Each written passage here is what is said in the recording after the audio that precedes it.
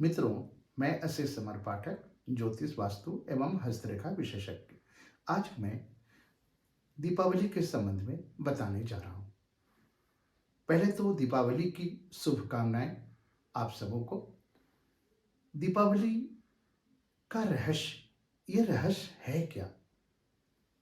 ये दीपावली कार्तिक मास की अमावस्या तिथि को मनाई जाती है।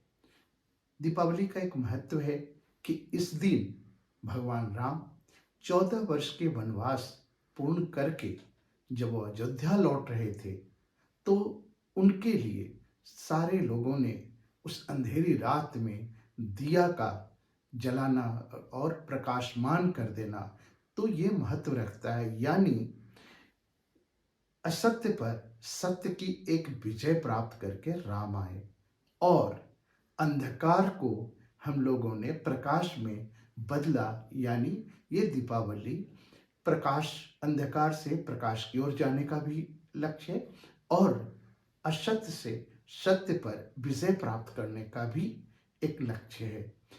अब मैं आगे बढ़ता हूँ कि आज के दिन ही महालक्ष्मी लक्ष्मी की पूजा होती है और गणेश की भी पूजा होती है। गणेश भगवान रिद्धि सिद्धि आपको देंगे और लक्ष्मी आपको धन, सुख, वैभव इन चीजों को प्राप्त कराएंगी। अब एक प्रश्न उठता है कि लक्ष्मी जी के साथ गणेश की ही पूजा क्यों होती है? क्योंकि लक्ष्मी के पति तो विष्णु हैं। ये इसके पीछे एक रहस्य है, कारण है कि लक्ष्मी जिसके पास आती हैं वो अंधे हो जाते हैं, अहंकार से परिपूर्ण हो जाते हैं। क्यों? उनको ये लगता है कि मेरे पास लक्ष्मी है तो मैं सब कुछ हूं, और वो अहंकार पीड़ित होना ही है उनको। क्यों? कि लक्ष्मी अंधा बनाती। उनके वाहन उल्लू हैं। उल्लू को दिन में नहीं दिखता, रात में ही दिखता है। और गणेश भगवान क्या है? ज्ञान के प्रतीक हैं, बुद्धि के प्रतीक हैं, विद्या के प्रतीक हैं। अगर लक्ष्मी आए भी तो उस लक्ष्मी के कारण जो अहंकार हो रहा है आप में, उसको वो गणेश ही दूर कर सकते हैं। लक्ष्मी आ जाएंगी, उन्हें खर्च कैसे करेंगे? क्यों? कि लक्ष्मी चंचला है। ये लक्ष्मी आने के बाद अगर कोई व्यक्ति ये सोचता है कि मैं लक्ष्मी पा लिया तो ये सत्य है और यही सत्य रहे, तो ये गलत है। क्यों? कि लक्ष्मी आज आपके पास है, कल दूसरे के पास है। सिर्फ आने का एक अहंकार आपको प्राप्त हुआ है, कुछ दिन के बाद वो अहंकार भी समाप्त हो सकती है। गणेश की जब पूजा करेंगे तो गणेश भगवान सद्बुद्धि देंगे, ज्ञान देंगे कि उन्हें किस तरह से आपको खर्च करने, किस तरह से उनको रखना है, ताकि वो आपके पास रहे, दूसरे के पास नहीं जा पाए जल्दी। तो ये उनके गणेश भगवान का ज्ञान के प्रतीक का एक बोध है। अब प्रश्न ये उठता है कि माँ लक्ष्मी का वाहन उल्लू है, उल्लू रात में दिखता है और माँ भी एकदम रात्रि में ही आती है। इसलिए कहा जाता है कि अमावस्या के दिन दो लग्न हैं जो स्थिर लग्न हैं। एक वृषभ लग्न जो शाम में आएंगे प्रदोष काल में, और एक एकदम अर्धरात्रि में आएंगे, वो हैं सिंह लग्न। तो सिंह लग्न स्थिर लग्न है। ऐसे दो लग्न और स्थिर है, लेकिन ज्यादा महत्व वृषभ राशि और सिंह के हैं, जबकि वृश्चिक और कुंभ भी हैं, लेकिन ज्यादा महत्व वृष और सिंह को दिया जाता है। रात्रि में उल्लू के साथ उल्लू का अपना एक महत्व होता है, इसलिए वो रात्रि में, अर्धरात्रि में जब पूरा अंधेरा हो तो उल्लू विचरण करता है। माँ लक्ष्मी उसी उल्लू के वाहन पे आती हैं। तो आप सोच सकते हैं कि माँ लक्ष्मी का वाहन उल्लू है, तो उसका महत्व। अब चलें गणेश के चूहे का महत्व। वो चूहा, उनकी सवारी चूहा है। चूहा बहुत तेज तरार होता है, वो पहाड़ को भी छेद कर सकता है, मिट्टी को भी छेद कर सकता है।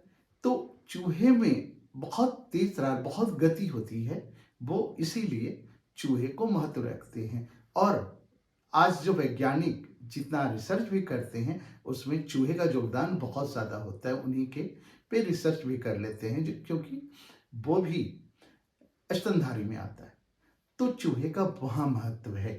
तो इस प्रकार गणेश भगवान के वाहन के बारे में मैं बताया।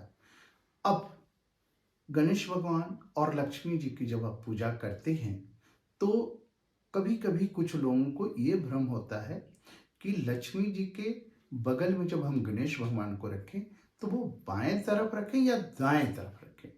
तो यहाँ ये समझ के चलें कि गणेश जब भी होंगे तो लक्ष्मी के दाएं तरफ ही होंगे। बाएं तरफ तो विष्णु भगवान का जगह है और लक्ष्मी गणेश तो उनके भतीजा हुए तो दाएं तरफ ही रहेंगे। तो ये गणेश और लक्ष्मी की ये है। अब पूजा करें तो उसे अर्धरात्रि में अगर सिंह लग्न में करते हैं तो उसका बहुत अच्छा महत्व है। तो जो व्यवसायी हैं, जो व्यापार करते हैं, उनके लिए अर्धरात्रि में सिंह लग्न में करना उचित है। जो घर में पूजा करते हैं, गृह में जो पूजा करते हैं, उनके लिए वृषभ राशि जो शाम में आएगा प्रदोष काल में, तो वो करे तो उससे आपका ज़्यादा अच्छा होगा और उसके लिए बरकत भी होगी। लक्ष्मी के लिए कमल का फूल बहुत मायने रखता है। क्यों? कमल का फूल ही एक ऐसा है जो कीचड़ में खिलता है और कहीं उस पे कीचड़ नहीं लगता है। तो माँ लक्ष्मी एक ज्ञान देती हैं कि ये कमल के फूल की तरह रहो, कीचड़ में भी रहो, गंदगी मत आने दो। जहां गंदगी रहेगी माँ लक्ष्मी नहीं आती हैं। तो ये इसको आप समझ के चलें कि अगर घर में कोई भी गंदगी, कोई भी कचरा या आपके अगल बगल में भी हो तो आपको लक्ष्मी वहां नहीं आएंगी। और लक्ष्मी 8 दिशा से आ सकती है। अब 8 दिशा कौन सा है? 4 दिशा है और 4 कोण है, तो ये 8 दिशा है।